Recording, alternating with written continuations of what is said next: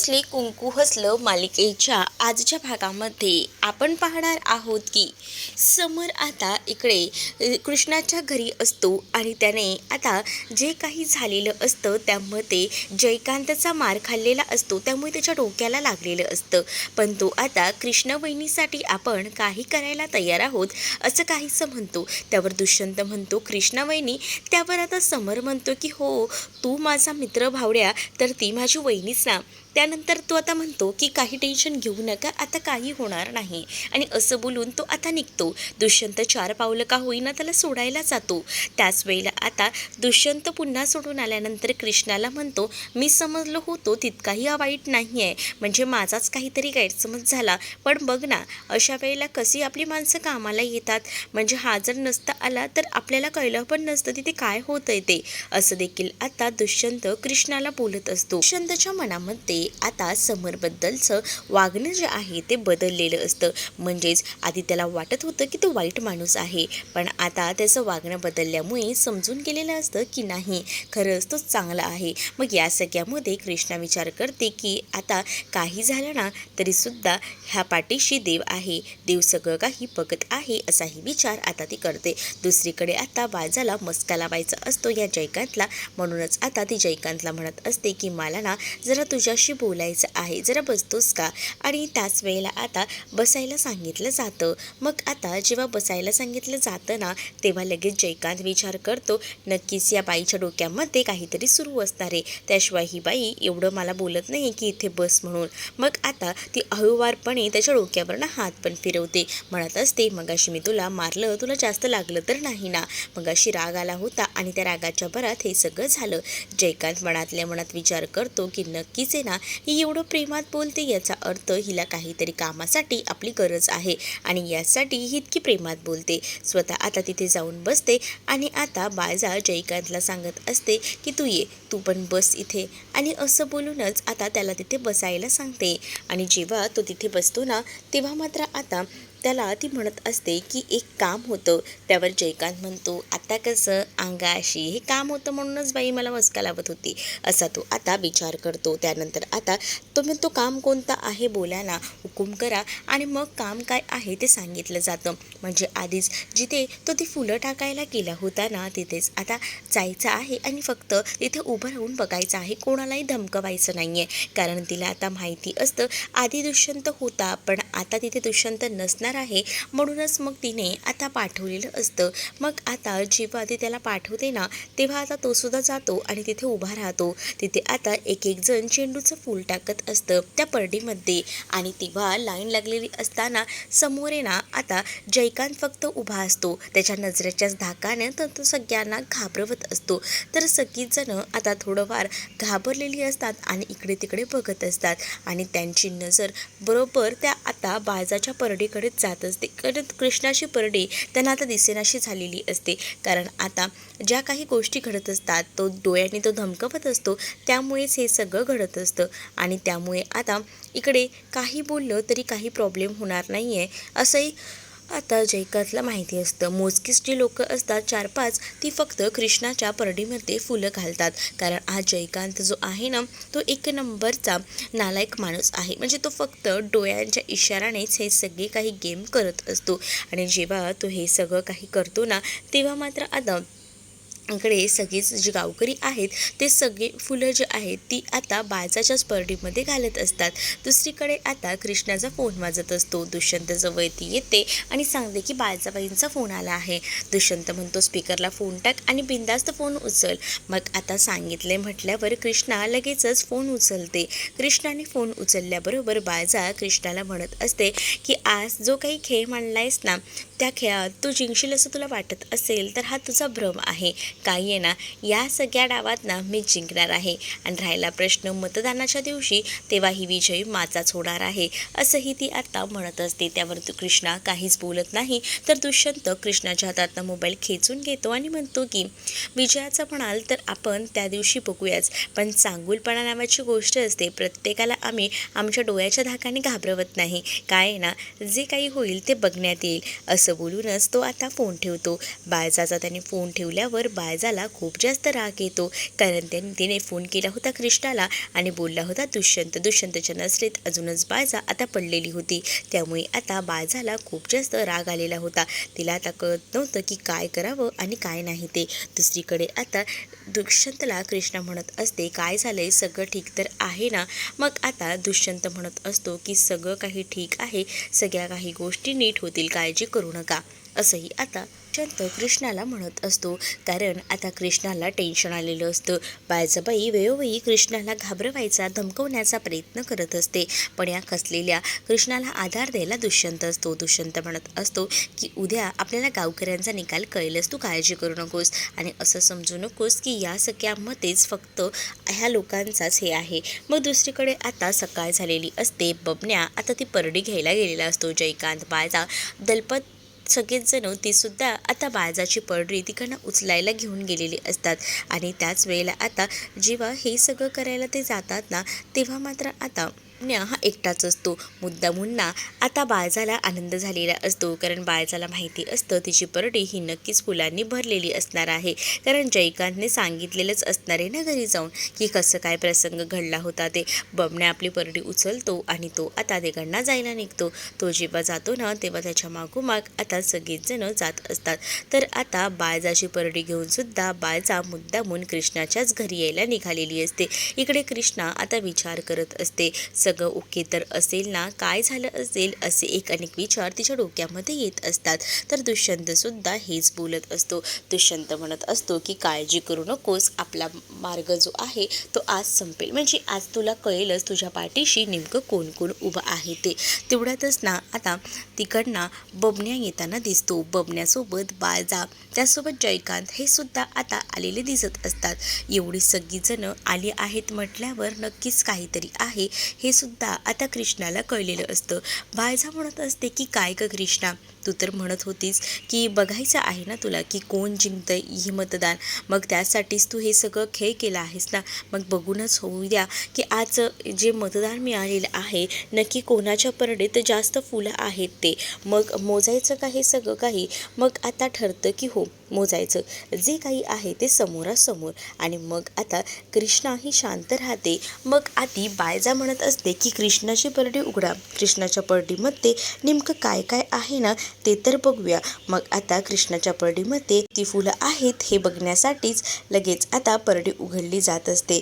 तर आता बबन्याला सांगितलं जातं की बबन्या उघड परडी, आणि मग बबन्या ती परडी खाली ठेवतो आणि ती आता उघडणार असतो. मग आता जेव्हा दुष्यंत त्या परडीतील फुलं बघतो ना, तेव्हा त्या परडीमध्ये ना फुलं खूपच कमी असतात. म्हणजेच आता त्या परडीमध्ये ना फक्त मोजून 5च फुलं असतात. त्यामुळे आता दुष्यंत थोडा डिस्टर्ब होतो. दुष्यंत विचार करतो की हे सगळं काय झालं, हे असं व्हायला नको होतं. कृष्णा आता इथेच मोडून पडते. बाळजाला मात्र कृष्णाच्या परडीमध्ये असलेली 5 फुलं पाहून हसायला येत असतं. दलपतही आता म्हणू लागतात की हे काय, हिच्या तर परडीमध्ये फक्त 5च फुलं आहे, म्हणजे काहीच नाही ना ही 5 फुलं म्हणजे, असंही आता म्हटलं जातं. जेव्हा आता ही 5च फुलं दाखवली जातात ना, तेव्हा मात्र आता कृष्णा जी आहे ती म्हणत असते की होईल होईल सगळं काही, पण आता ह्या 5 फुलांमध्ये मात्र तिचा मूड ऑफ झालेला असतो. दुसरीकडे बाळजा आता तिला चिडवत असते. बाळजा जेव्हा चिडवत असते ना, तेव्हा आता जयकांतला आणि तिच्या माणसाला बाळजा सांगत असते की माझी परडीसुद्धा ओपन करा, म्हणजे माझ्या परडीत किती फुलं आहेत तेही समजेल आणि मग निकाल समोर येईलच, असंही आता म्हटलं जातं. दलपतला मात्र कृष्णाची परडी बघून खूप जास्त हसायला येत असतं. त्यांना वाटत असतं की उगाच ना ही कृष्णा निवडणुकीला उभी राहिली आहे, म्हणजे गावातले कोणीही तिच्या सपोर्टला नाही आहेत हे स्पष्ट होत असतं. आता जेव्हा इथे बाळजाची परडी उघडली जात असते ना, तेव्हा बाळजाच्या परडीत खूप जास्त झेंडूची फुलं असतात. त्यामुळे आता दलपत भाऊजी जे आहेत ते खूपच जास्त खुश होतात आणि ते आता बाळजाला म्हणत असतात की बघितलं का बाळजाबाई, तुमच्या परडीत तर केवढी फुलं आहेत, म्हणजे अख्खं गाव फक्त तुमच्या पाठीशी उभं आहे. फक्त कृष्णाच्या परडीमध्ये 5 फुलं होती आणि इथे तर बघा फुलंच फुलं आहेत. मग जयकांत जो आहे तो पूर्ण फुलं जे आहेत ना ती थोडी थोडी करून इकडे या बाळजाच्या अंगावरनं पाडत असतो. बाळाचा सुद्धा मुद्दामूनच ना आता त्या फुलांचा आनंद घेत असते. अगदी डोळे बंद करून हात पुढे करून ती आता ती फुलं अंगावर पाडून घेत असते. हे सगळं बघून आहे ना कृष्णाला राग येत असतो. कृष्णा विचार करते, म्हणजे मी निवडणुकीसाठी उभी राहिली आहे तिथे माझं काही चुकतंय का? म्हणजे गावकरी माझ्या पाठीशी उभे नाही आहेत का? असाही विचार ना तिच्या मनामध्ये येऊ लागलेला असतो. तर इकडे मात्र आता बाळजाचं हेच असतं की तुमच्या समोर निकाल आहे, तुम्ही स्वतःही बघताय की नेमकं काय आहे ते. मग आता बाळजा म्हणत असते की बघ अजूनही विचार कर, पण त्यावर कृष्णा काहीच म्हणत नाही. कृष्णाला असं वाटत असतं की जाऊ दे, ही निवडणूक का होईना पण आपण पुढची निवडणूक नक्कीच जिंकू, जी जिंकण्यासाठी आहे सरपंच पदाची. त्यासाठी ना आता डोक्यामध्ये तिच्या विचार सुरू असतात. इकडे मात्र आता जयकांत, दलपत आणि बाळजा हे कृष्णाकडे बघून हसत असतात, कारण त्यांना ना आता आनंद होत असतो. त्यांना एवढे दिवस वाटत होतं की गावात ना आपला दरारा आहे म्हणून आपल्याला कोण घाबरत नाही, पण आता या सगळ्यावरून आपला गावात किती धाक आहे ना हे सुद्धा यांनी दाखवून दिलेलं असतं.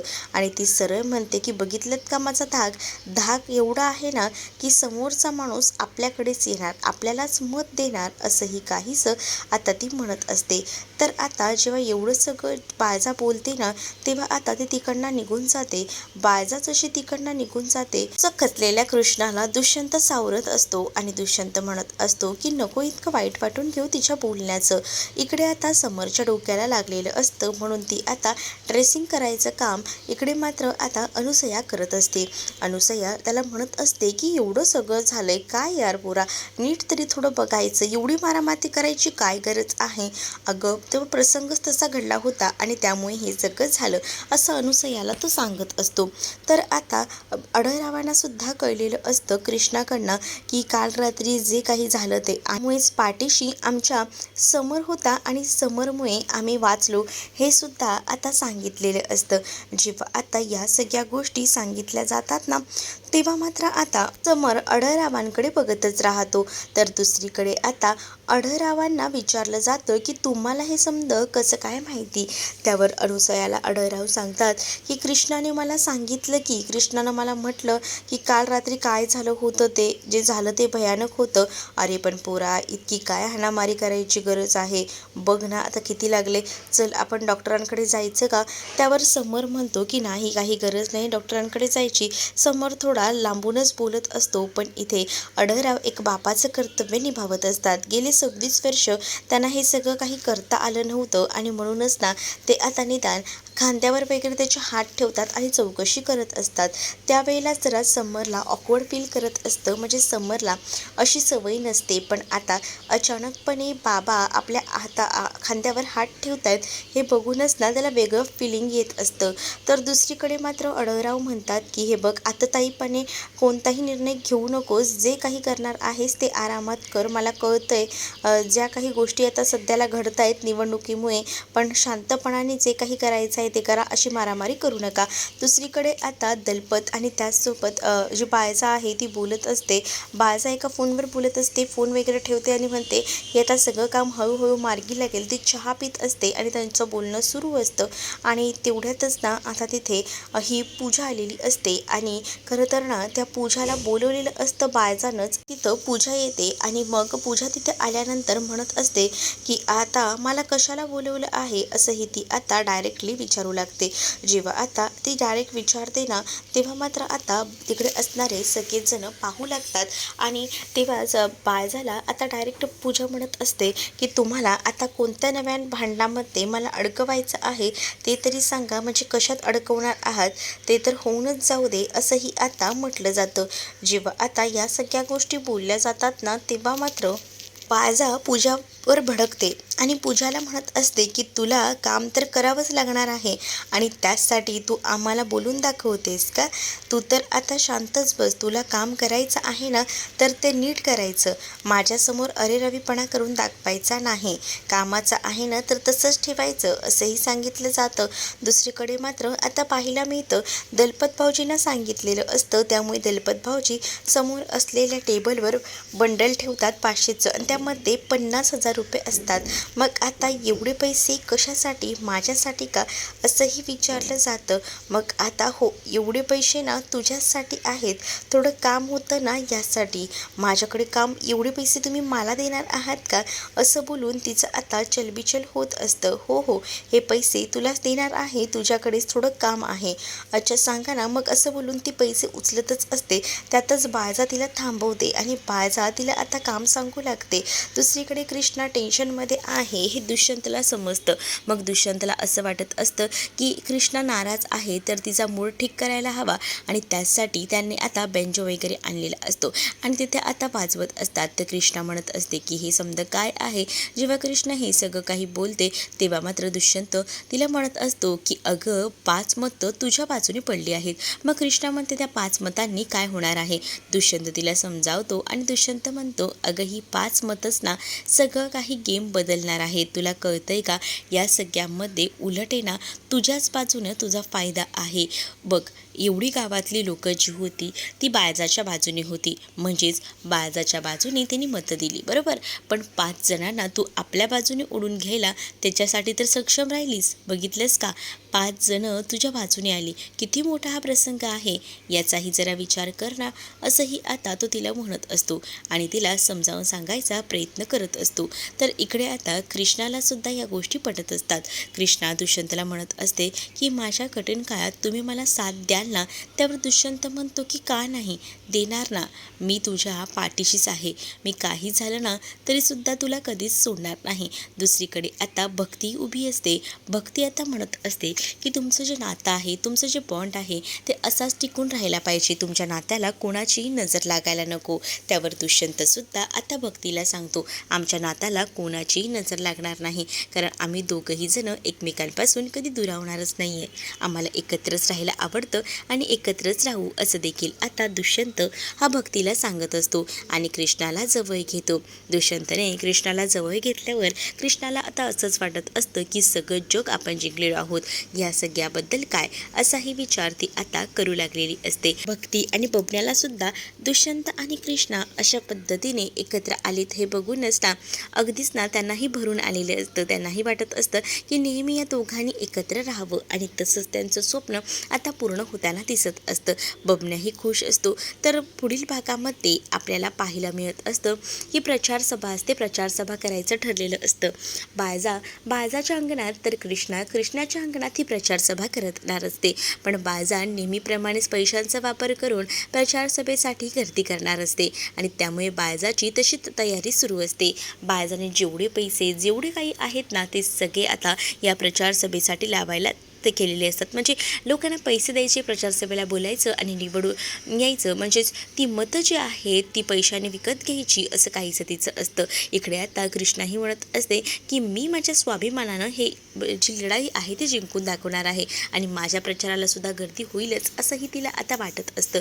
तर इकडे आता जयकांत अक्षरशः हाताला धरून प्रत्येकाला प्रचारसभेत घेऊन येत असतो आणि इकडे आढळरावांकडनं कृष्णाला या सगळ्या गोष्टी कळलेल्या असतात. मग आता कृष्णाही म्हणत असते की 4 माणसं आली आहेत ना, पण आता मीच दाखवते सगळ्यांना की आता इथंही कशी गर्दी होते, ती सुद्धा फक्त स्वाभिमानामुळे, असंही आता कृष्णा म्हणत असते. त्यामुळे आता दुष्यंत कृष्णाकडे पाहतच राहतो. तर तुम्हाला हा भाग कसा वाटला हे मला कमेंटमध्ये नक्कीच सांगा आणि अशाच नवनवीन भागांसाठी आपल्या चॅनलला सुद्धा सबस्क्राईब नक्कीच करा. चला तर मग भेटूया पुढच्या भागामध्ये.